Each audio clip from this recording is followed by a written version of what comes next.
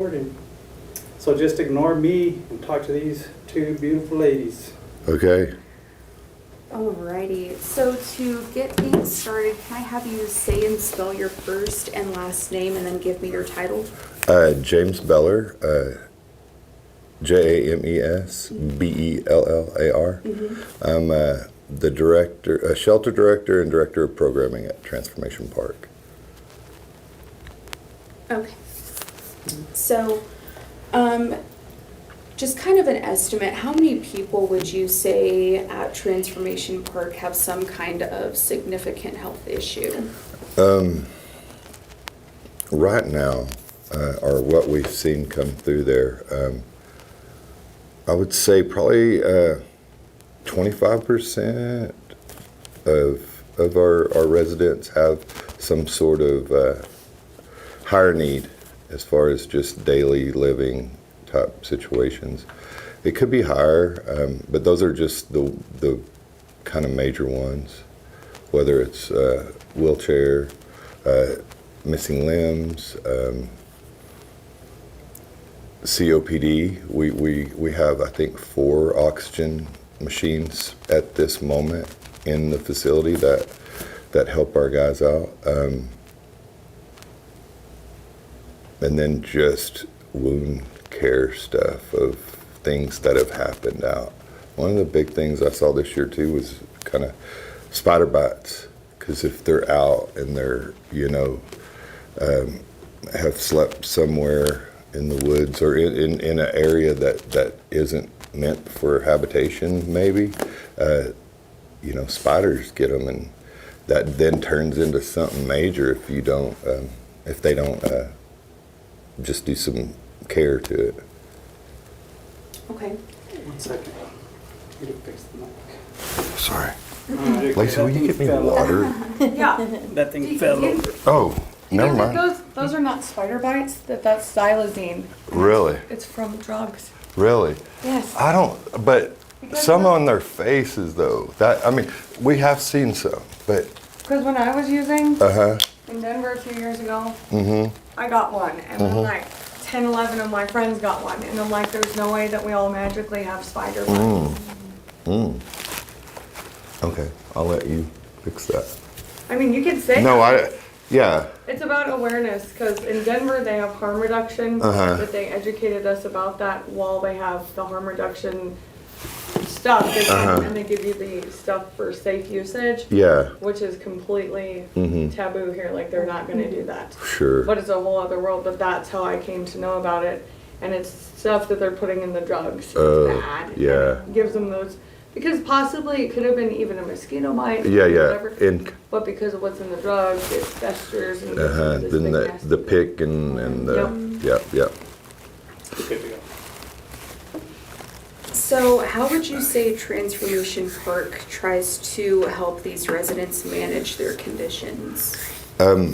So what Transformation Park tries to do is give them a stable place that they can rest at night. We try to provide nutritious food to help the body, clean water, showers for their hygiene, so that we know that that's where those are some basic human needs and human rights that they just need some sort of just stability there, and we try to provide that for them. And what would you say are some of the costs to kind of help support residents at your shelter, and where does that money come from?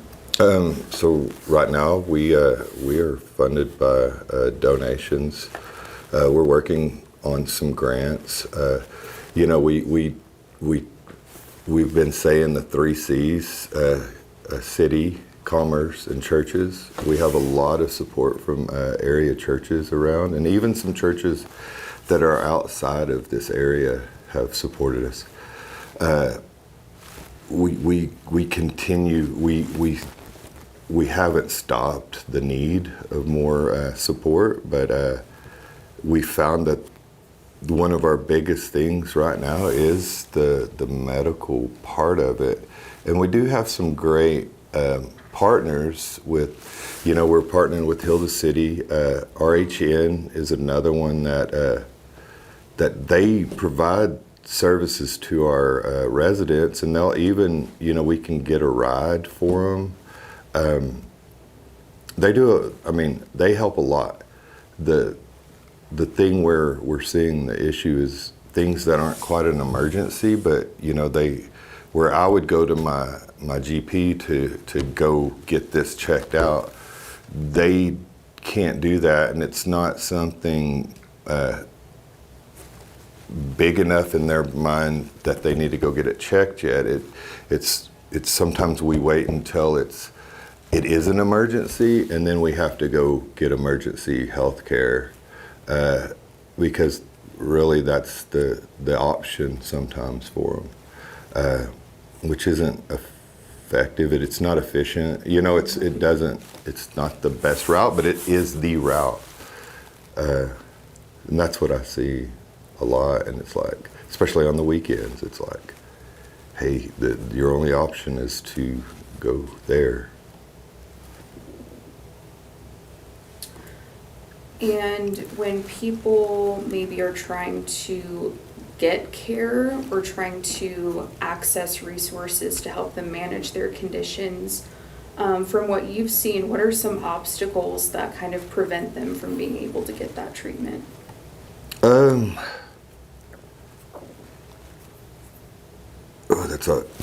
It's always something different.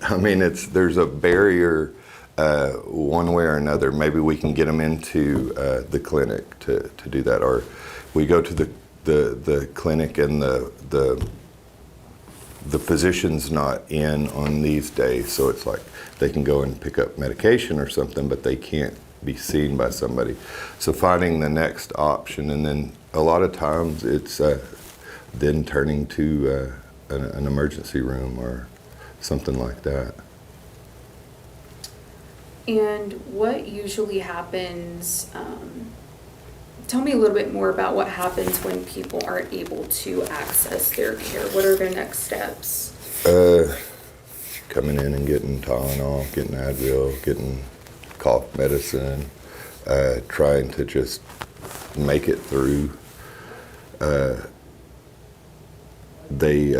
then if it gets, I guess there was a stomach bug around town, and when it's around town, it's also around us. And trying to keep people that are all living in close quarters, wash your hands, don't share cups, don't do all these things, just like we would do in a school or somewhere where there's a lot of people.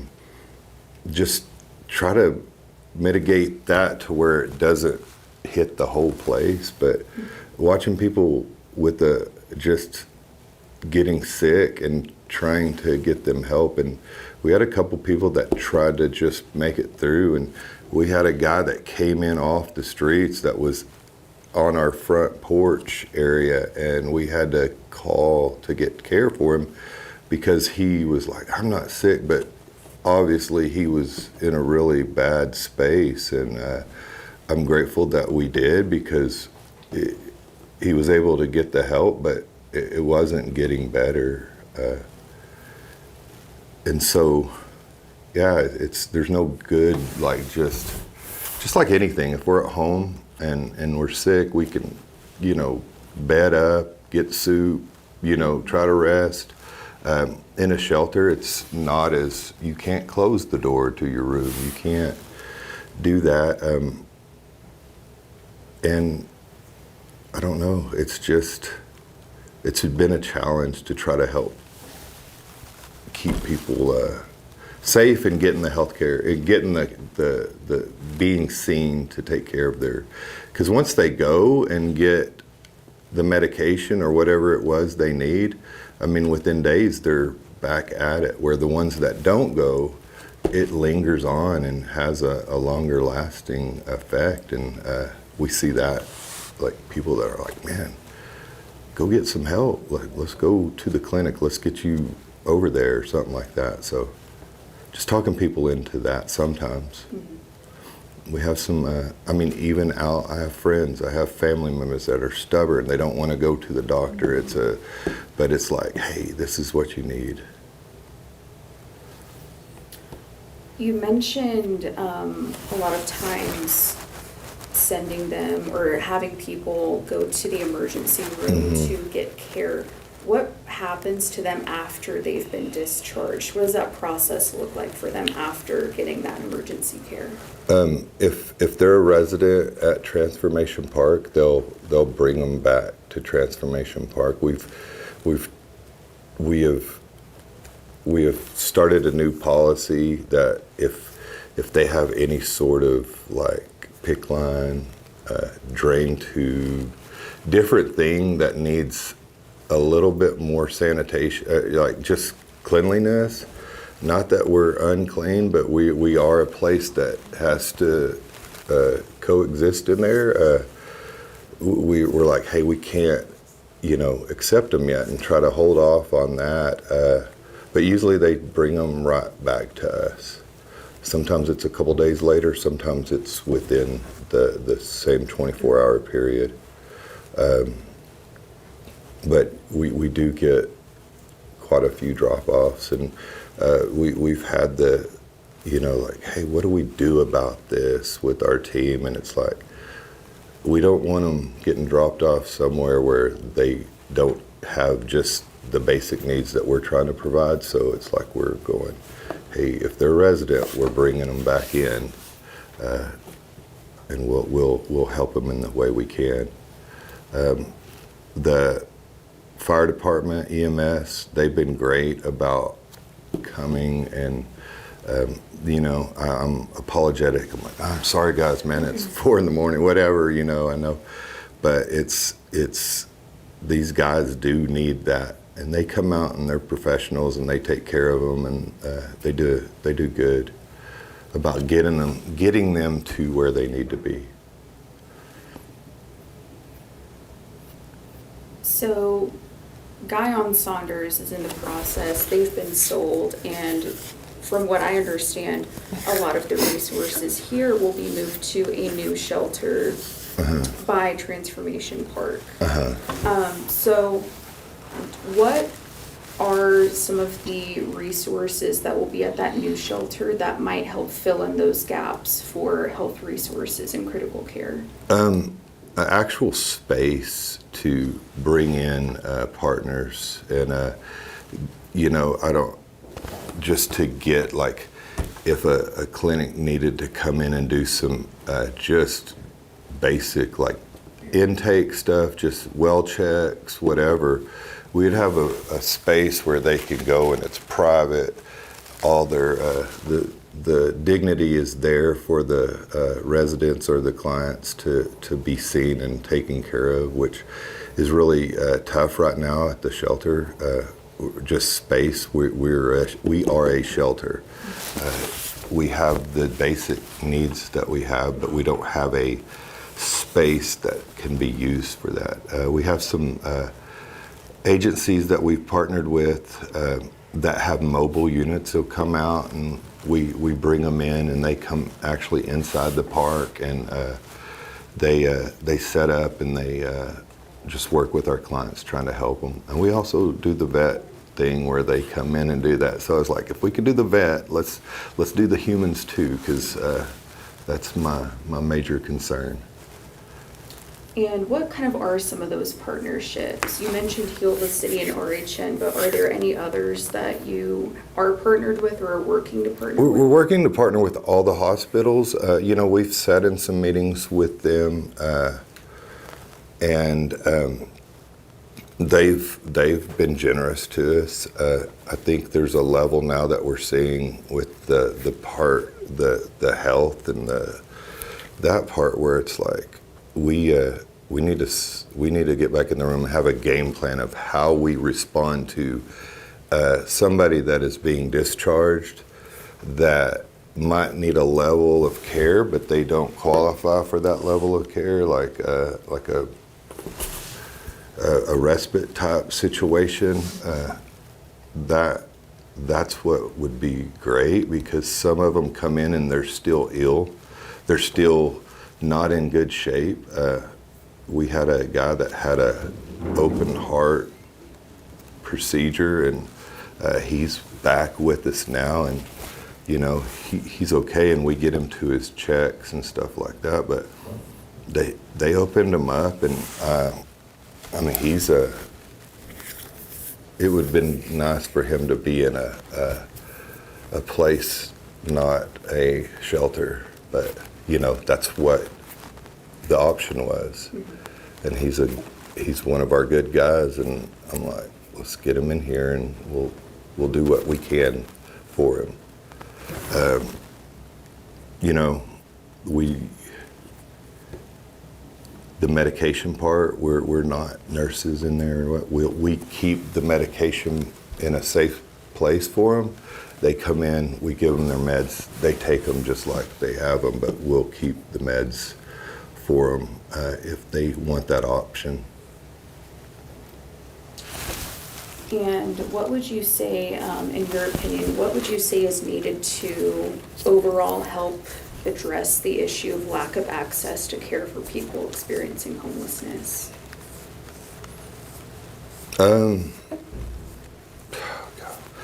In this world, it's always time and money. I mean, somebody needs the funding to have a thing where it's in between the hospital and the streets, you know, and we are just a step above the streets. We're a shelter, but something that can get them, I don't know what that is, just because that was the last thing I thought of in this world is the medical piece, the people that are coming sick and just healthy enough to be discharged, but not healthy enough to fend for themselves on the streets. That gap right there is a huge gap that I don't know that it's a Transformation Park thing. It's a thing that needs to be, you know, people sitting in a room coming together trying to come up with a plan on that. That would be really a neat thing to have. And is there anything else that you'd like to add, or anything that we haven't talked about yet that you'd like to?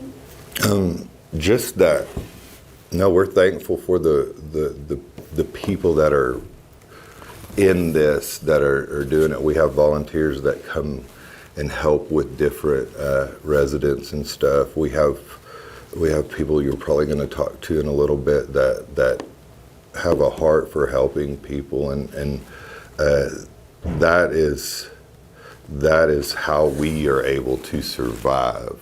We can do this piece of it. We can do the shelter, the place, the food and stuff, but the medical care, the extra support that's needed, we can't guarantee that. We try and we do it. We have people that just extend themselves to help, but we survive with the other people that have the heart for this. Great. Thank you so much.